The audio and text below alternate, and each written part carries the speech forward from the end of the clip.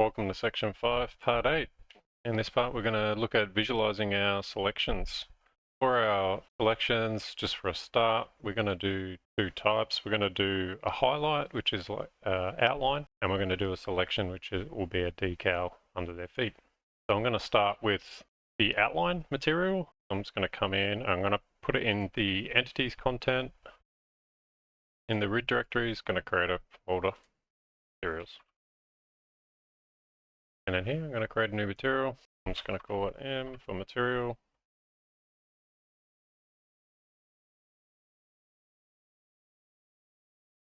We'll change the blend mode to translucent. That's all good. We want to add use with skeletal mesh. It'll be on characters and probably vehicles and stuff. Should be it for the settings there. So we'll start with just a multiply in here. We'll get a color, so I'm going to hold 3 and click. And I'm going to promote that to a parameter. Call it highlight color. White. Bring that in there. And we'll do a scalar for like the intensity of the color. So I'm just going to hold S and click, which gives me a parameter straight up, just a float parameter, and we'll call it intensity.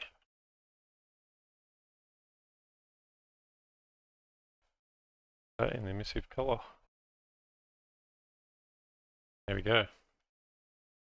I might actually make that. Oh yeah, that's the default value. Cool. Right now, to make it an outline, we need to basically make the center of it completely opaque. I don't know. We'll make it see-through. How's that sound? Oh, the text coordinate. I think opaque might be actually solid, is it? Who knows? So we want some scalar values again. I'm just going to hold S. The first one will be scale. And then we're going to have a panner on it, so you can put a texture over it or something like that. So I'm just going to add some parameters for the X and Y movement speed of that texture. I'll duplicate that one. Let's just default that to 1. We'll do those later. So I'm going to multiply the scale by the texture coordinate here. So holding M and clicking gives you a multiplier. Then we're going to add our panner. And we'll append these into and vector, I think is what we want. And that goes into the speed. So it'll be the X and Y speed there. And then here's where we'll apply our texture. So here we'll get a texture sample. For now, I'll just make it a solid color. So see what we've got here. Gray looks good. And this linear color will make a mask. Masks. And we want that to be a parameter as well. It'll just be texture. So you could actually change the texture on the fly then. And then we'll put another multiply here. Plug that into opacity. And then we want a Fresnel. And this is what will give us that opacity in the center. So we'll need we'll have a parameter holding S again, and we'll call this the amount. And that's what we'll multiply the end result here with. And if we change this to 20, we need to lower this. So let's go. That gives us our outline. And then if you put a texture on this, if we choose something other than just I wonder if we've got some noise or something.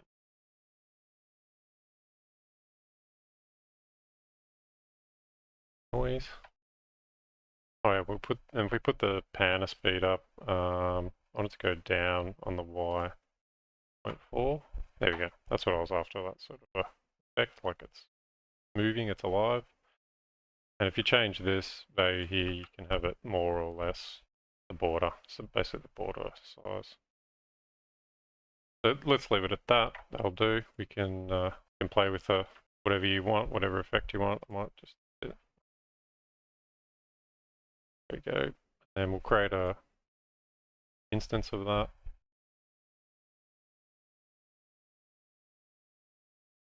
And that's our highlight. If you recall in our, come into data entities, we had our highlights here, so I'm going to assign that material to instance. Alright, so that's the highlight. Now let's do a selected material. So if we come back into our materials folder, create another material, call this selected decal. And then in the settings for this one, we'll set it to deferred decal, translucent, all we need in there. And then I might actually open up our highlight material because we can just copy this top bit out. It's going to be the same. We'll change the parameter name to, change this to color, name in there.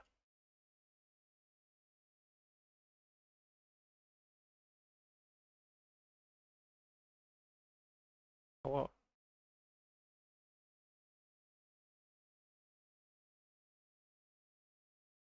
That up to the emissive again. Might bring this down. We're going to use a node called radial gradient exponent.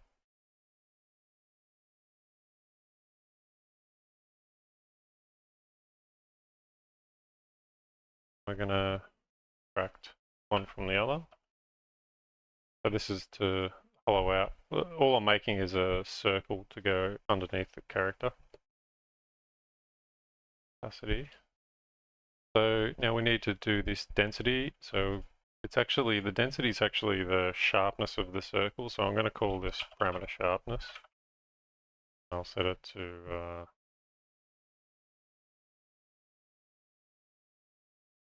and then the reason why we're not getting anything is because we need a radius. The top radius that you can see there is 0.5. That's fine. And then we need to subtract value from it to give us our outer edge. Play with it. Make this. So it's 0.5 by default. So the less we take off, the thinner the line's going to be. So if we put it to 0.45, so the radius would be 0.5 then. I'm just going to change this to the plane view. There we go. So the thinner you want the line, the closer you put this to 50.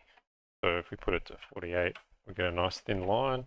You could change this default here to mess with it. This will do. This is that's all I want for that.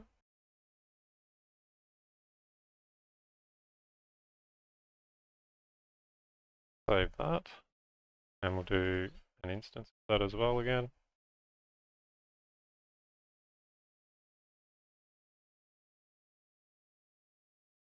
So now let's assign that to our data. We're in here.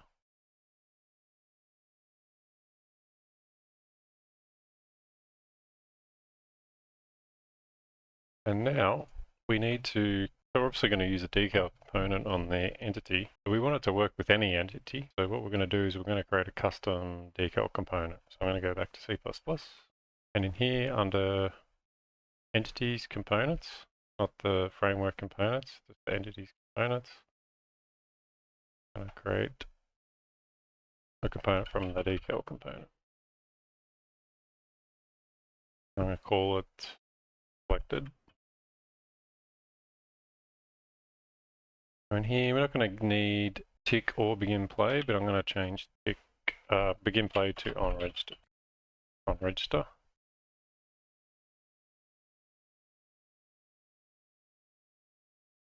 Probably could use begin play, to be honest. I go with register.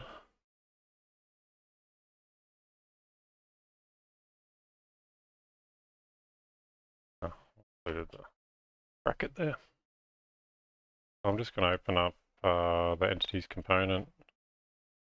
Do this object initializer in. in the on register, this is where we'll set up the component. So we just want to check that we got an owner reference. And if we don't, want to return. And now we're going to talk to the entity component. So we need an entity component reference. That will include the entity component.h. And we can pass the owner to.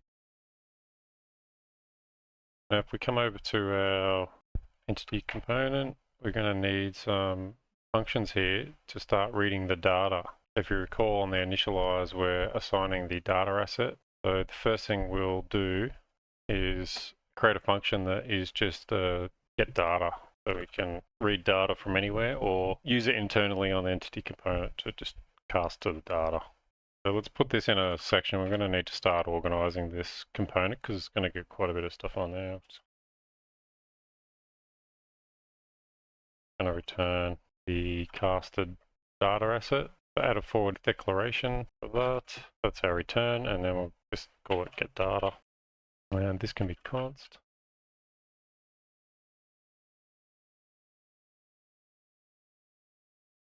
Need to reference our asset manager.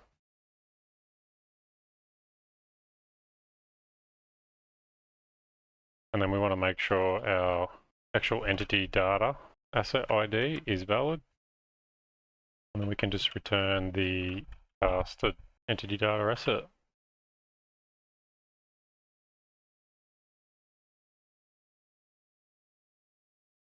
And we need an include for the data asset. And then failing or any of that, we'll just return a null poly. So I'm going to create another sort of just a generic data function here just to show how to use that get data, and it'll be one that we use probably soon, and it's going to return the category of the entity.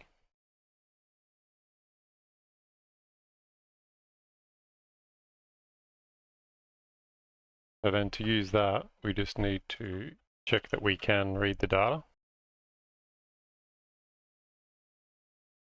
And we can return the category from the data.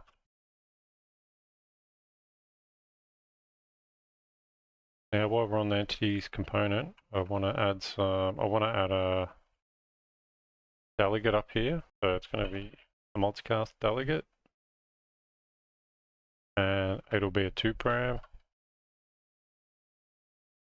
I'm going to call it on selected change delegate. So when this entity's selection status changes, this is what will get fired. So whether it's being selected or deselected, and we're going to pass the controller and just a bool as that'll be the selected state. I might use the other comments.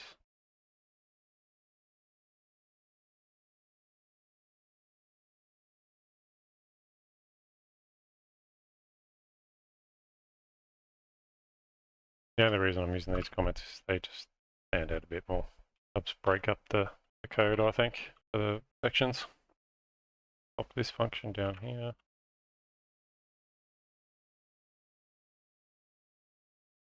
And then under the selection as well, we're going to need 2 functions, one for highlight and one for select. And we're going to pass, we want to pass the controller that's doing the request for the highlight and one for the, so that's so we can authenticate that that controller has permission to highlight that character. And just a bool of whether it's highlighting or unhighlighting, and I'm going to default it to true. So if it is trying to transition to highlighted, we don't need to pass a bool in. I'm going to duplicate that, change it to select. Generate those. Now for the highlight and for the select, actually, we just want to do a bunch of checks here. So check that our owner of this component is valid. We want to request that we want to check that the requesting player pass through is not null. Oh, sorry, if it is null, this is gonna be a return. So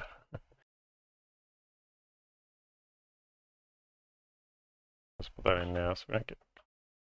And this is where we can check whether the requesting player has permission. So at the moment, we don't want a non-owner component, a non-owner player to be able to highlight any of the other players' entities. So I'm just going to put this as if it's not the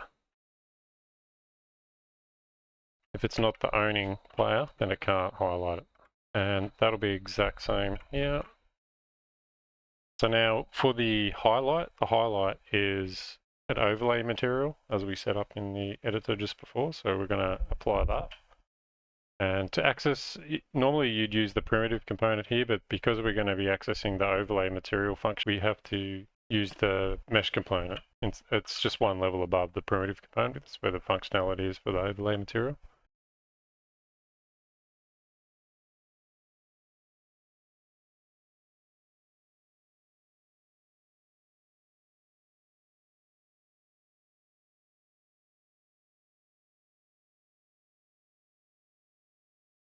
So for highlighting, we need to set our material to the overlay material. So let's make a function to retrieve the highlight material and the select material from the data.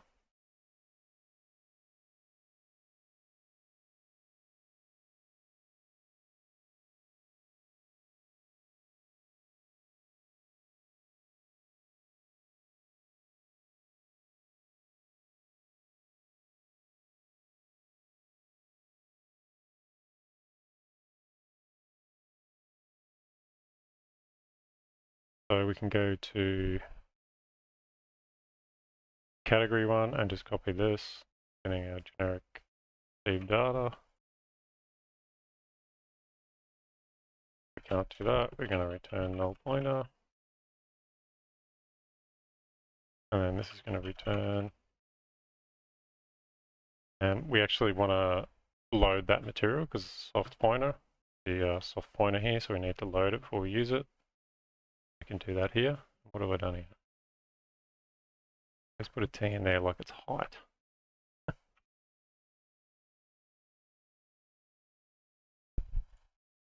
There we go.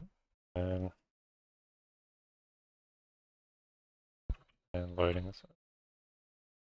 Now back in our highlight material, we can check that we got it material successfully.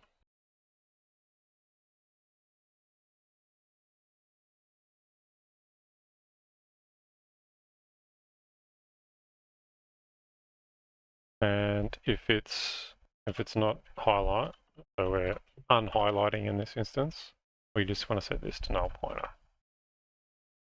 Nothing. And then for this select, we're just going to fire the onSelect change delegate. And we're going to broadcast our controller and whether we're selected or not. And we'll handle that in the decal component. So if you just wanted to have as your select an overlay material, you can just do this same action here instead of get the select material instead of the overlay. And you don't have to have separate highlight and select materials, you can just have the one as well. Now, I think we're good to come back to our... Actually, no, there's one more function that I know we're going to need. I'm going to put it under data.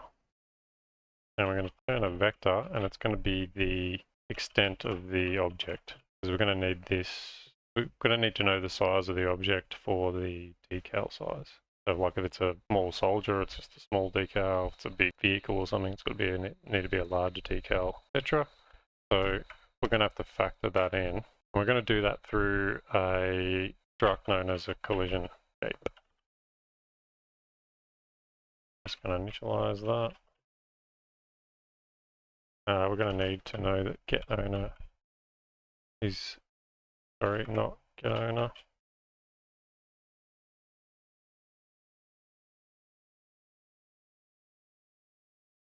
So that will just return a generic, I think it'll be a shape of nothing if there's some problem here. But so now we need to switch based on the category of the entity. I'll take the non-entity one out and add a default. So for a character, we want to use the capsule component as our size. So let's get a reference to that.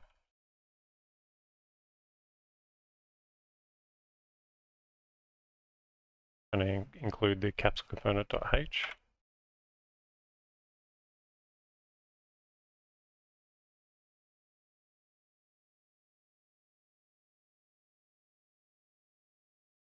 So casting that to the character, once we add the include for the character.h, we should be able to just get the capsule component. So now we need to get the capsule size, need some variables for that.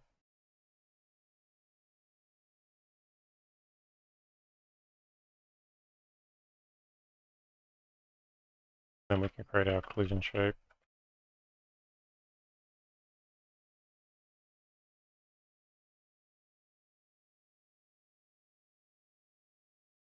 Now we'll just put in a contingency here if we fail to get the capsule component for some reason. We'll just make a generic capsule. So we'll copy this and we'll just put our own sizes in. So like a generic size, make it 45 and 100. For a vehicle, I know we don't have vehicles in yet, but what we're going to do is when we do have a vehicle, we'll just add a collision box component to it. So that'll give us our extent of whatever size the vehicle is. So we're just going to get a reference to that, including the box component.h there.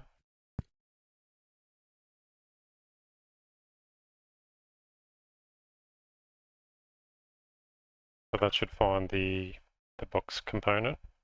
And then instead of make capsule, we're going to make box. And we're going to use the box component. And then same again, we're just going to do a contingency here. That's a generic size for vehicles.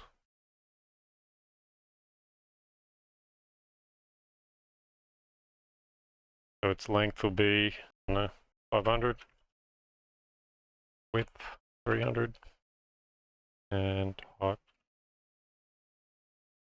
just those as you see fit, but that'll do for now. And then at the end, once we've assigned all that, we just want to return the collision shape, and like we did here. In fact, I may get rid of that.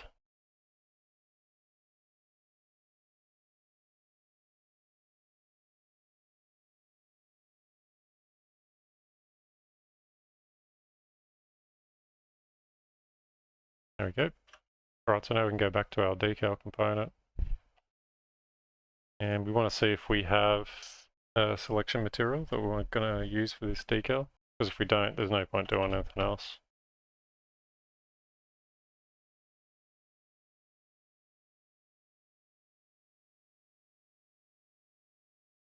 Freaks me out. Do an entity.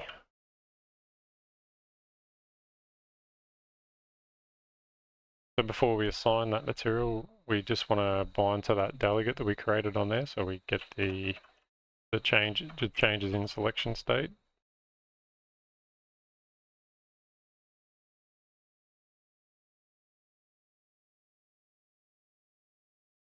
We're going to bind that to a function. We'll call it update. We'll make that function in a minute.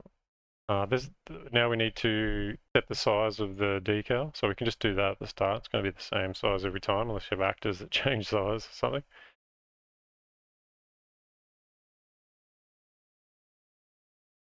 Get a reference to our extent, and then because my decal is just a circle, and probably for most decals anyway, you want to keep the X and the Y the same size. So what we want to do is we want to make that size the largest size of between the X and the Y. So we're just going to do that with a max.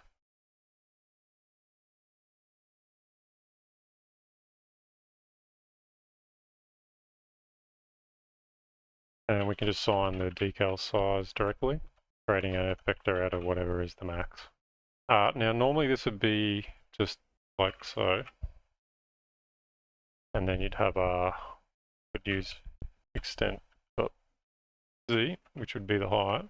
But for decals, they actually are more like they default to being applied to walls. So you need to rotate them 90 degrees so they're laying on the ground. So these ones will be on the ground. So what we need to do is we need to reverse either the X or the Y. So I'm going to rotate the pitch 90 degrees. Swap those over.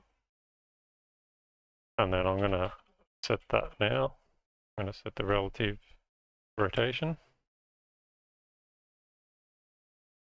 And just flip it 90 on the pitch. If you have a decal that you want to keep, the direction your entity's facing. So say you got like for a vehicle, you might have a rectangle, and you always want it to align to the length of the vehicle or whatever. Then you probably want to do that calculation in tick, and so therefore you will need a tick. But I'm not going to do that because mine are just going to be perfect circles, whether it's a rectangle tank or a square one. And then because our component's not going to be like a blueprint, it's just a straight C++ component, we want to make sure the component's at their feet sort of area or at the ground sort of level. So we're just going to push the position of it down to the ground. So we're just going to zero out the Z height.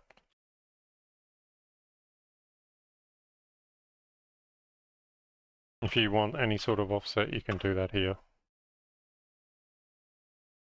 And now we'll set the decal material. The selected material we got from the entity component. And then we just need to mark the rendering as 30 so it updates. 30. And the final thing we'll do is just set the visibility of the component. So we want, when it starts up, we don't want it to be on, right? So we only want it to come on when they're selected, turn those off. And that's what the update selected is going to toggle. So do that.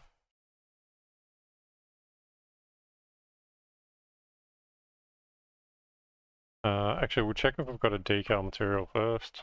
No point doing anything. We don't.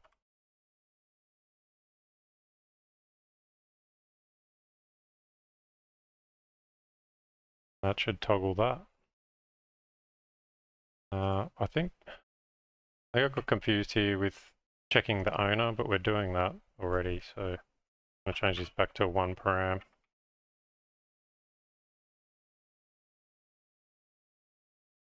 And then where it's being used, select here, that out. I need that. We're checking the owner here. I was going to check it again for some reason, but that's all we need for that. Now all we need to do is actually call these functions, select and highlight, and we're going to do that in a few places probably, but it's going to be on our player controller, our entities player controller. It's not going to be on the server, it's going to be prior to that.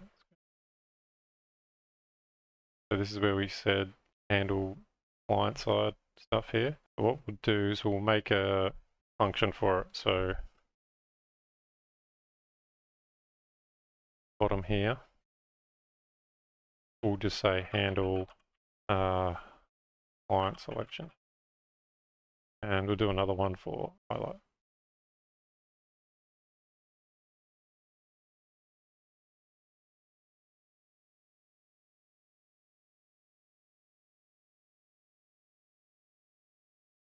And this will be pretty straightforward because we're just using the client pending selections here. So it's prior to actual selections. So this array here.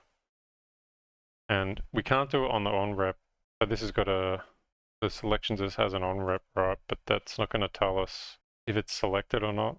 Like, so the ones that are, I think you can actually get the old values on an on-rep, but anyway, we can do it here. It's easy enough. So the ones that we need to unhighlight or unselect won't be in that selections, what I was trying to say. We'll use our client pending selections. So the client pending selections will be the groups, remember? So we want to go through each group and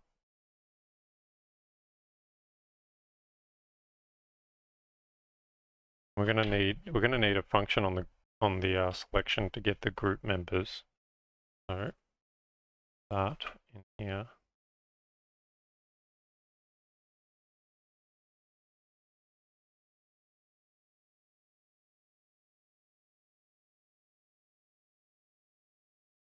Const, I think.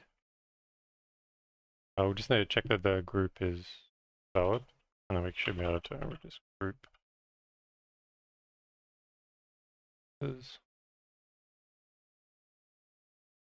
Oh no, that's protected. Oh, we've got a function here. Righto. Might actually do it the same way. We'll make this void, copy that over, and then the group's valid. And we'll just set the return members to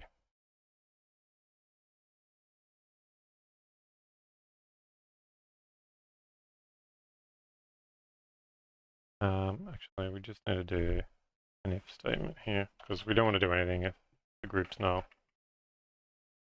Not really do that.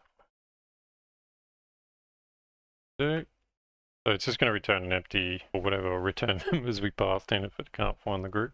That's fine. Go back to our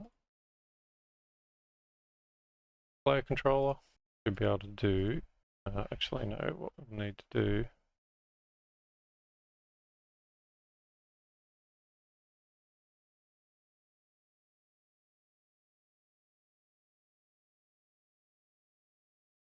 so, and then we can iterate over these members.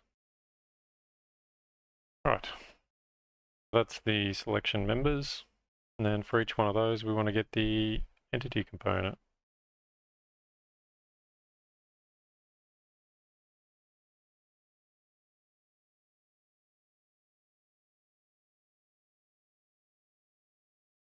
It's going to be this, and what we'll do is we'll set up a ball for this function up here.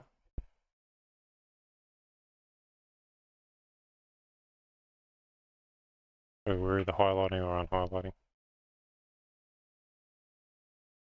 Now I'm just going to copy this, do the same.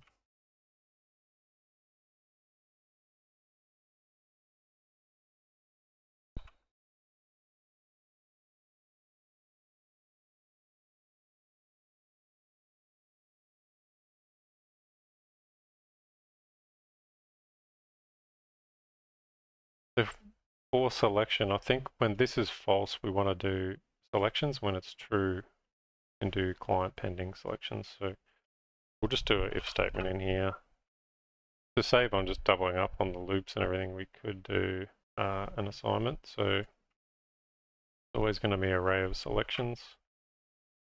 So that array will equal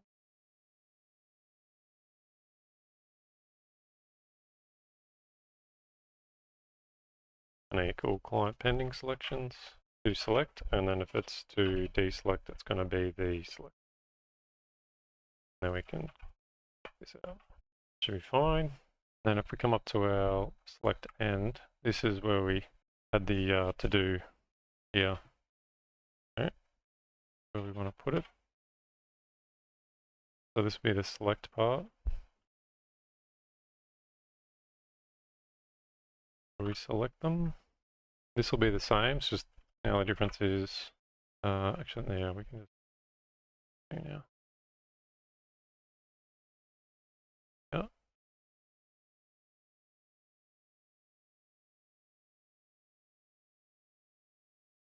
That will handle the selection. But on the update of the box select, so during the hold, this is where we want to change the highlight. So at the end of the update, we'll update the highlights.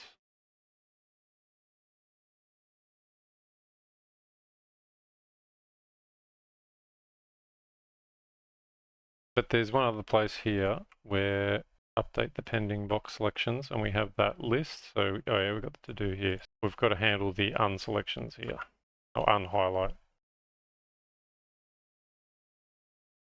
So if you recall, the client pending selections will contain, and that's the reason why I did it this way. So the client pending selections will contain only what's being unhighlighted at this point.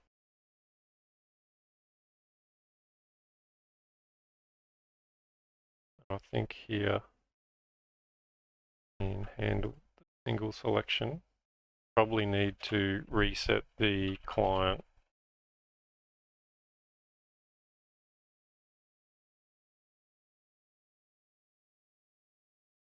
So if we're just clicking, it'll handle a single selection if we hit something, but if it doesn't, there's going to be nothing to select here. So this will basically do nothing if this will only do something if the box select is successful, the single select successful. Otherwise, it'll just handle selection for nothing. Don't want it to highlight.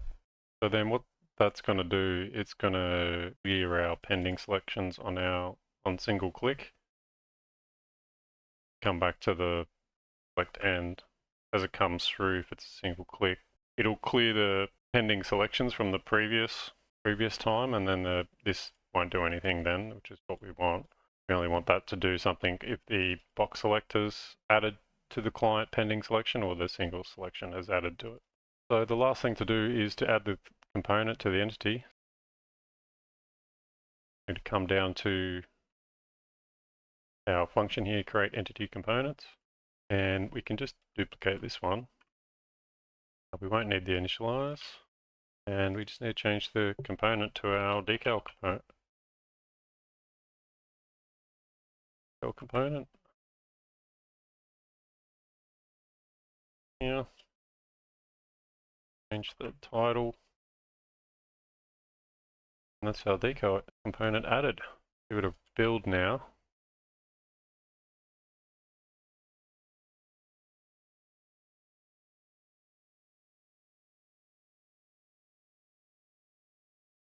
Yep, they're highlighting. See.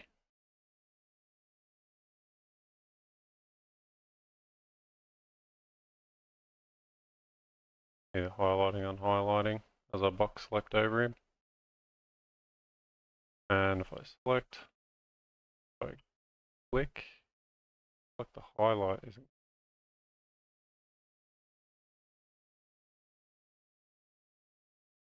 Yeah, so they're still highlighted. So let's have a look at that. I think to fix that, we just need to, when we clear our selections, we also need to clear our highlight. I think that'll fix that.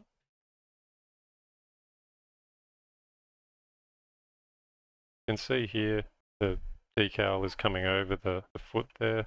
So it's projecting onto the mesh is what it's doing. We come back to C++ and we go to our character. We want our character base class, and just in the constructor, we'll check for the mesh. And then on the mesh, there's a function set receives decals, and just set that decals. There we go, it's under the foot. Perfect. Cool. We have selection working. I understand that's not the perfect selection method. It's just selecting groups, but it's just a start for now. So being a framework, we're going to try and build in options to have different types of selections. But I just wanted to get a basic group selection going. We'll refine our selection options. The RTS entities plugin now will be available for download for the Patreons. If you want to get a copy, you'll be supporting my work by signing up to Patreon, get access to that. Otherwise, if you're having any difficulties with your coding on this project, I'm available on Discord. Feel free to join our community there also. Thanks for watching. See you in the next part.